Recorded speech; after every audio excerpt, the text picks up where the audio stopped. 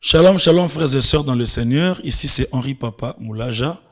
Je suis dans la joie de partager avec vous ce moment d'exhortation dans cette tranche intitulée « Le temps de Dieu ». Et donc c'est important de pouvoir, n'est-ce pas, s'édifier entre enfants de Dieu au travers de la parole de Dieu. La parole qui est puissante, la parole qui restaure, la parole qui change, la parole qui relève, la parole qui crée. Et aujourd'hui, le thème que je voudrais nous partager se trouve dans le livre de Psaume. Psaume chapitre 150. Nous connaissons ce psaume, tout le monde peut réciter ce psaume sur tous les tout derniers versets du psaume 150. Le verset 6, la Bible dit que tout ce qui respire loue l'Éternel, louez l'Éternel. Que tout ce qui respire loue l'Éternel, louez l'Éternel. Père, merci pour ta grâce. Merci pour cette opportunité que tu nous accordes de pouvoir partager ta parole. Il n'y a pas de limite à ta parole. Je suis convaincu que la personne qui me suit maintenant a été mandatée depuis le ciel pour recevoir cette bénédiction en ces moments. Que ta parole trouve la place dans nos cœurs et surtout, après l'avoir entendue, que nous puissions avoir la capacité de pouvoir la mettre en pratique. Au nom puissant de Jésus, j'ai ainsi prié. Amen. Psaume, donc, je disais, 150, le verset 6, la Bible dit que tout ce qui respire loue l'Éternel, louez l'Éternel. Vous savez, les psaumes, c'est en général un ensemble de cantiques dans un style un peu poétique. Il y a aussi une dimension prophétique dans les psaumes. Et le livre des psaumes, c'est le plus grand livre de la Bible en termes de densité, en termes de nombre de chapitres, parce que le livre des psaumes contient 150 chapitres. Il y a aussi plusieurs écrivains de psaumes. Plusieurs personnes ont écrit les psaumes. Moïse a écrit les psaumes, David a écrit les psaumes, Asaph a écrit les psaumes, les fils de Corée ont fait des psaumes, et donc il y a plusieurs écrivains dans le livre des psaumes. Et le livre des psaumes contient aussi le plus long chapitre de la Bible, le psaume 119. C'est le plus long chapitre de la Bible, et il y a par exemple le psaume 119, le verset 116, et le psaume 119 est essentiellement orienté sur la parole. Le psaume 119 fait l'éloge de la parole. Et donc, l'écrivain ou les écrivains ou le dernier écrivain des psaumes a voulu conclure, n'est-ce pas, ce livre par la pensée de la louange. Il a voulu conclure le plus grand livre de la Bible par la pensée de la louange. Et il dit que tout ce qui respire loue l'Éternel. Et donc, c'est en même temps une invitation et un souhait. C'est une manière de dire que tout ce qui respire loue l'Éternel. Une sorte d'invitation. Mais c'est aussi un vœu de son cœur. Il voudrait que tout ce qui respire, tout être vivant, qui qu'il soit, puisse louer l'Éternel. Louer, bien-aimé dans le Seigneur, c'est rendre hommage. Louer, c'est célébrer les hauts faits. C'est proclamer et publier les hauts faits. Et la louange s'articule autour des grandes réalisations de Dieu. Et l'adoration s'articule autour de la personne même de Dieu, de ses attributs, de ce qu'il est. Aujourd'hui, on se concentre sur la louange. Que tout ce qui respire loue l'Éternel. Alors, pour aller en profondeur dans l'interprétation de cette portion des Écritures qui fera l'objet de notre exhortation, je voudrais rappeler à chacun de nous que la Bible a une vérité parallèle. La Bible contient, chaque vérité de la Bible est parallèle. Ça signifie que chaque vérité de la Bible a une dimension spirituelle et une dimension physique, une dimension invisible et une dimension visible. Et donc, quand le psalmiste dit que tout ce qui respire loue l'Éternel, il y a dans ce souhait-là, dans ce vœu-là, dans cette invitation-là, une dimension de respiration spirituelle et une dimension de respiration physique. Quand il dit que tout ce qui respire loue l'Éternel, eh bien, il y en a qui respirent physiquement, il y en a qui respirent spirituellement, il y en a qui respirent aussi physiquement et spirituellement. Et donc, c'est important de comprendre ça, frères et sœurs. La respiration physique, c'est cette dimension de respiration que nous avons de manière humaine, de manière naturelle, de manière physique. Et la respiration physique nous donne le droit de louer Dieu.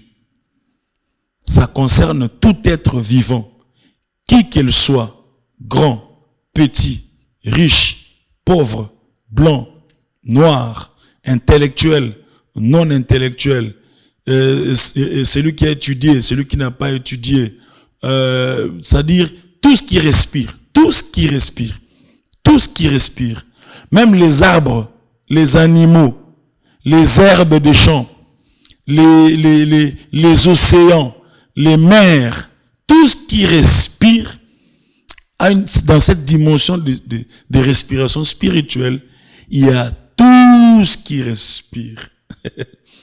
Il y a un chant en lingala qui dit Bandeke bako yembelayo, banyama bako kumisayo, poete yonde osala kibango, yango bako yembelayo, mbisi ye koku umisayo, matiti na zamba ekone tolayo.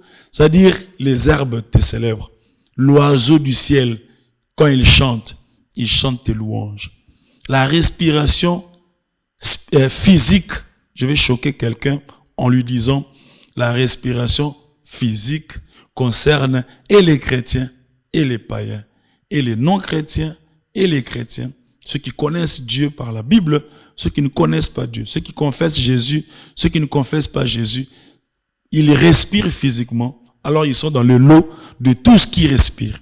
C'est une respiration universelle qui invite tout être humain à réaliser les bontés de Dieu dans chaque aspect de sa vie.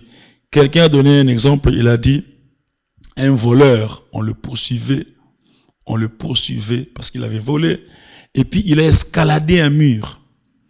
Et lorsqu'il a escaladé un mur, ceux qui le poursuivaient ne pouvaient plus le poursuivre. Et de l'autre côté du mur, dès qu'il descend, il fait « Seigneur, merci ». Le voleur dit « Seigneur, merci ».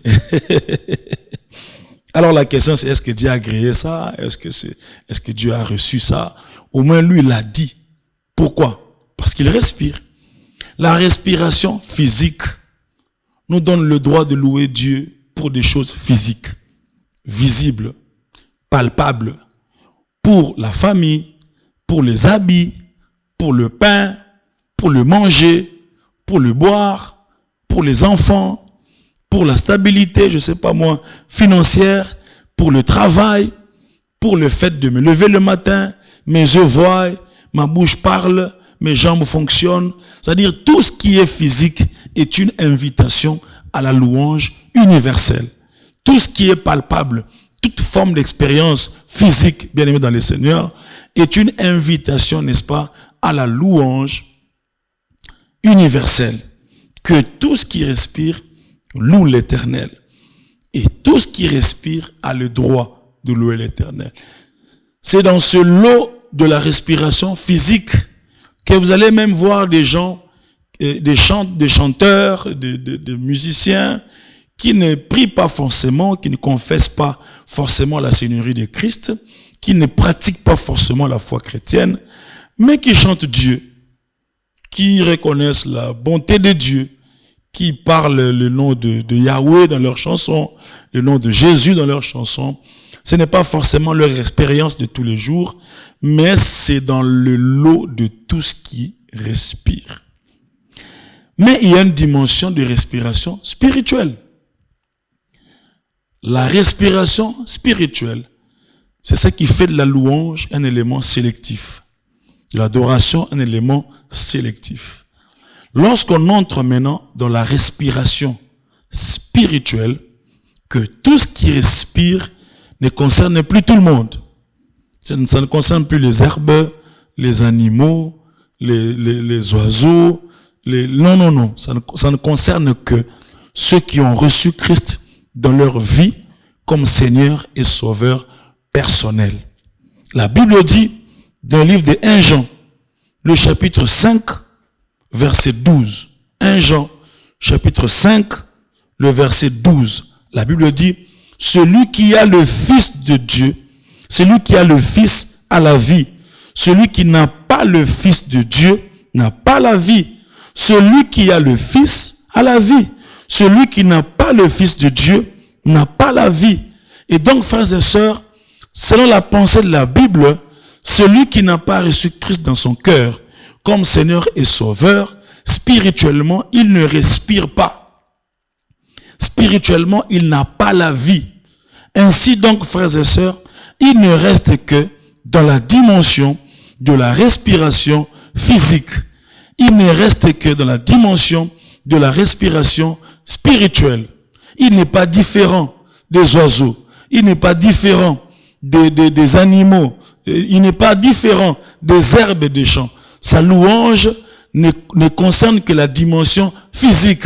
Bien-aimés, nous ne sommes pas que physiques. Nous sommes aussi des esprits. Nous sommes des entités spirituelles. Nous possédons un corps et nous avons une âme. C'est pourquoi, frères et sœurs, nous avons la vie en Jésus-Christ. Et ceux qui ont reçu Christ comme Seigneur et Sauveur, ceux-là, ils vivent spirituellement selon 1 Jean, chapitre 5, le verset 12.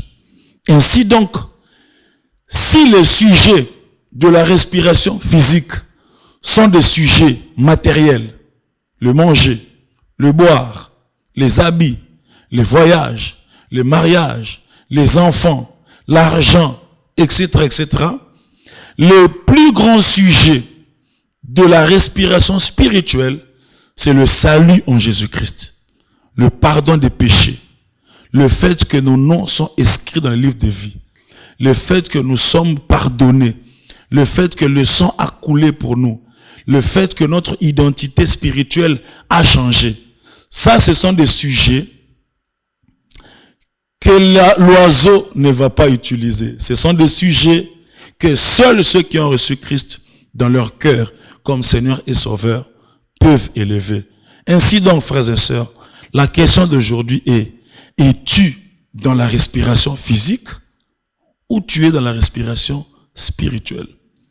Quand tu viens louer Dieu, tu ne loues Dieu que pour le manger, pour le boire, pour les habits, pour l'argent, pour la bonne santé, ou bien tu loues Dieu aussi pour l'œuvre de la croix, pour le sacrifice du calvaire, pour le don de Christ qui nous a aimés le premier et qui s'est donné pour nous.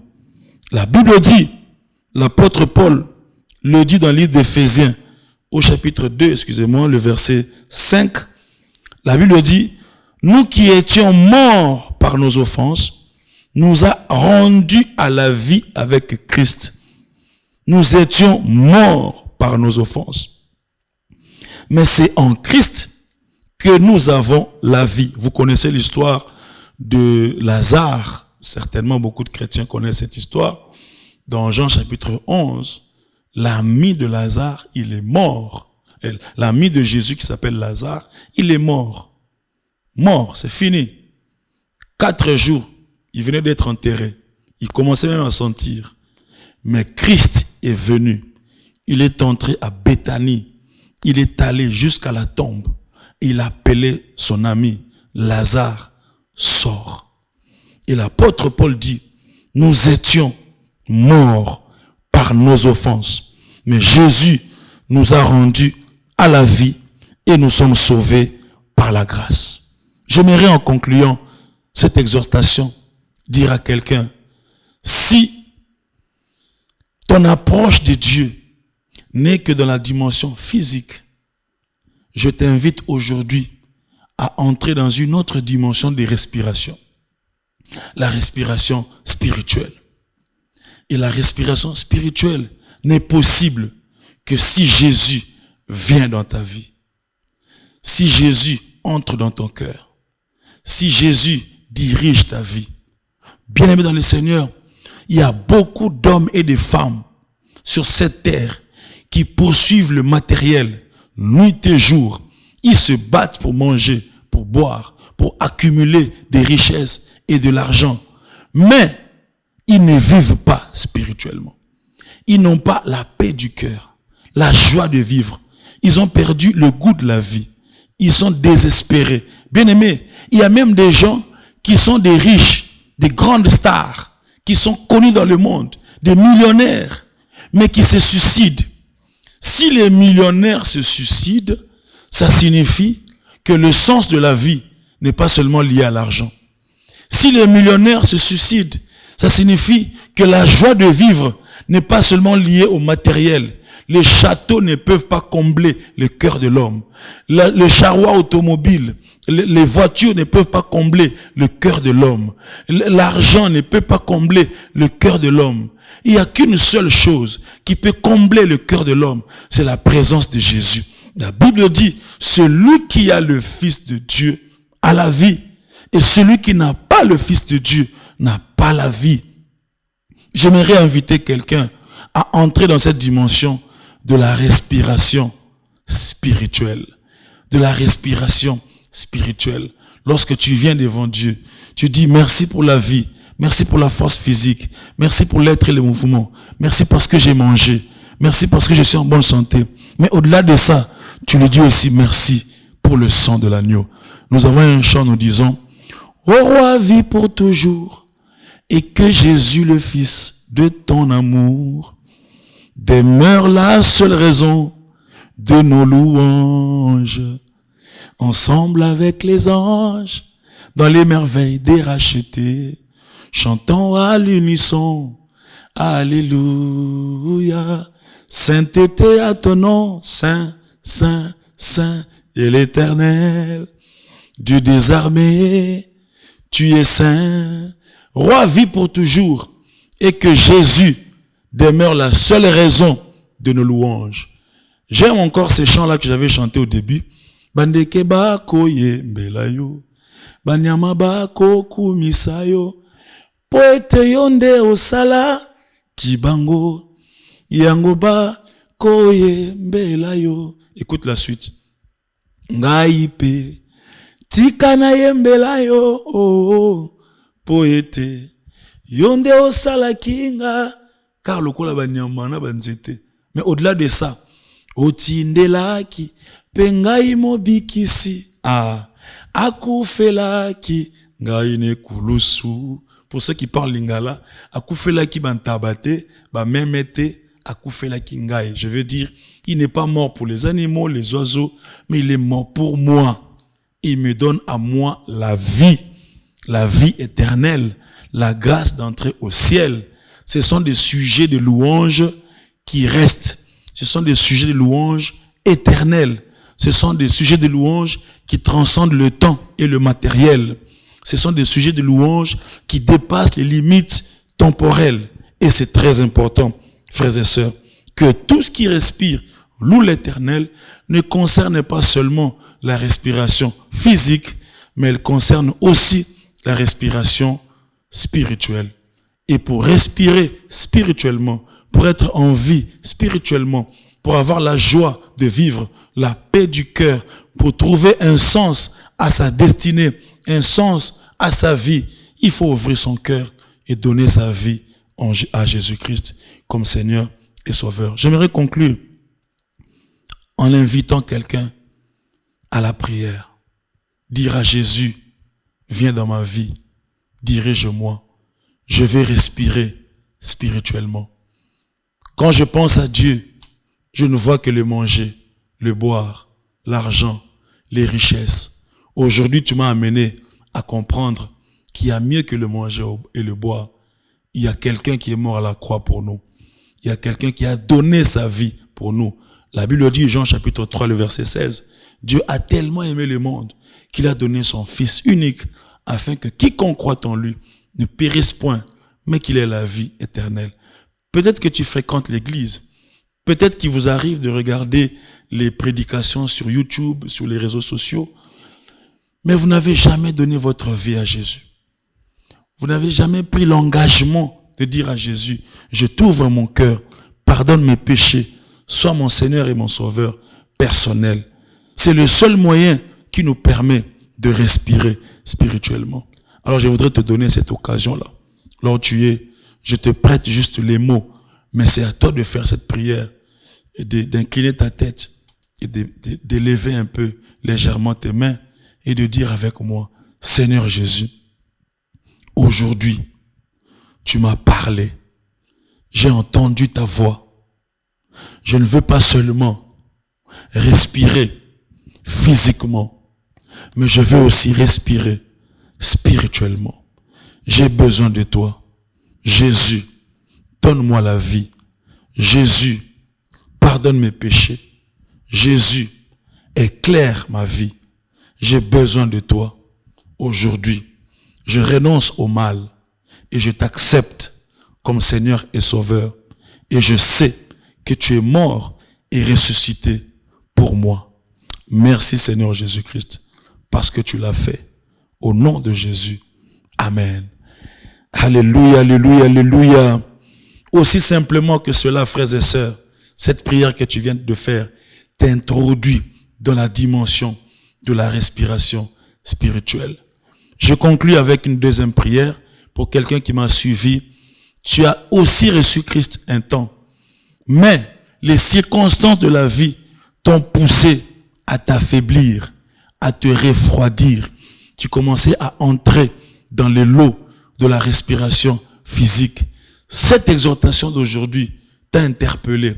Et là où tu es, je voudrais également que tu puisses prier et dire, Jésus, j'ai entendu ta voix. Je reviens à toi. Aie pitié de moi. Tiens-moi la main et dirige-moi. Tiens-moi la main et dirige-moi. Relève-moi. Restaure ma vie de prière. Restaure ma foi. Restaure ma marche chrétienne. Je veux redevenir ce chrétien enflammé, zélé pour toi, dans le nom puissant de Jésus. Amen. Oh, j'acclame Jésus. Quel jour de joie, car le Seigneur nous a sauvés. Que Dieu vous bénisse, vous qui avez suivi cette exhortation, et qu'il vous soit favorable. Moi, c'est Henri Papa Moulaja. Vous pouvez aussi me chercher sur les réseaux. Et nous avons une grande célébration à Paris, le 11 mai 2025, au Casino de Paris, célébration Pâques, à partir de 18h. Que Dieu vous bénisse abondamment. Ciao, ciao, ciao.